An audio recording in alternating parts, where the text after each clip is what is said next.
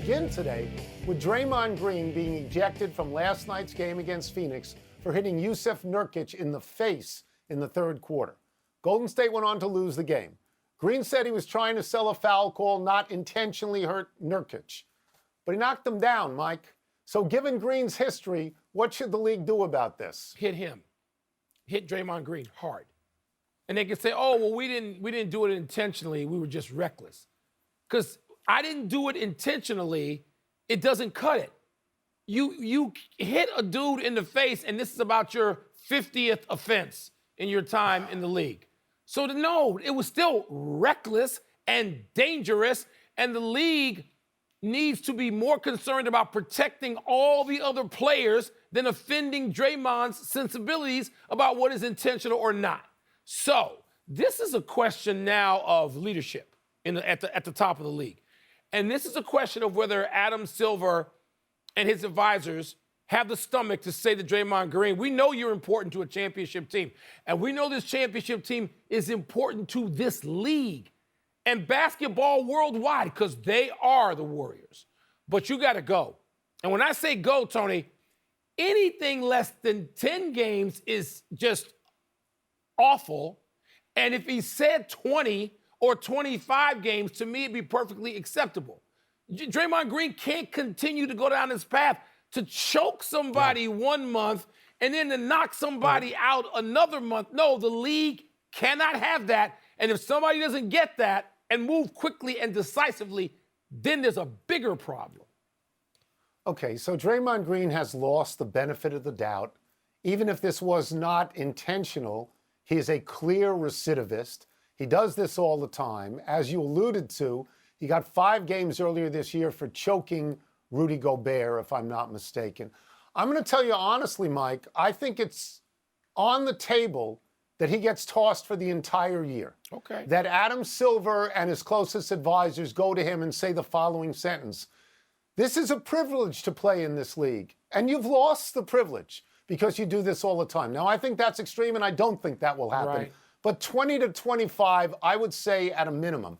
Here's where you and I disagree a little bit. The Warriors, to me, are not what they were. They're no longer a championship team. They're not the economic engine that they were. They're not the ratings getter that they were. Younger teams, I believe, have passed them. They are 10-13 at the moment, if I'm not mistaken. And if the playoffs started today, they would not be in the playoffs. If you toss Green for 20 to 25 games, they won't make the playoffs. But, Mike, I'll refer you to one visual. Klay Thompson, when this happened, the look on his face said, oh, no, not again. Yeah. Not again. Tony, by the way, let me just go back to something. They are an economic engine worldwide, okay? So the world in this conversation is going to move beyond, the United States of America, where the Warriors are still marquee top of all of Asia. The Warriors are huge. Now, they're dropping, but no one has passed them in that way yet. Not yet. They're coming. Yes, I talk about this all the time. The young players out there from Oklahoma City and Minnesota and Indiana who are coming. They haven't caught Steph Curry and Klay Thompson and Draymond Green yet, even though that team is not going to make the playoffs. A 10-game suspension cripples the Warriors from making the playoffs, it seems to me. A 20-game suspension eliminates them. They're not going to win without Draymond Green. They can't even win with him. So this is a big deal, Tony. And the question is whether the league feels any pressure to keep Golden State afloat. I think the agenda has got to be more specific than that in dealing with Draymond Green. Let's move to another ejection from the NBA last night. Nikola Jokic got tossed after cursing at an official after not getting a foul call late in the second quarter in Chicago against the Bulls. Jokic admitted his language crossed the line, but didn't think he deserved an ejection. Even fans in Chicago, including an enormous Serbian contingent, booed the decision. Tony, did Jokic deserve to get tossed? Did he deserve to get tossed? Sure. He said the magic words.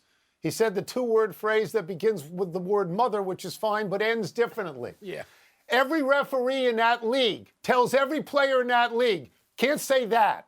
That doesn't mean that referees toss everybody who does Right, say that's it, the point. but they reserve the right to toss anybody who does say it. Jokic said, I said it. I know I said it. So, I mean, I don't know what we're arguing about here.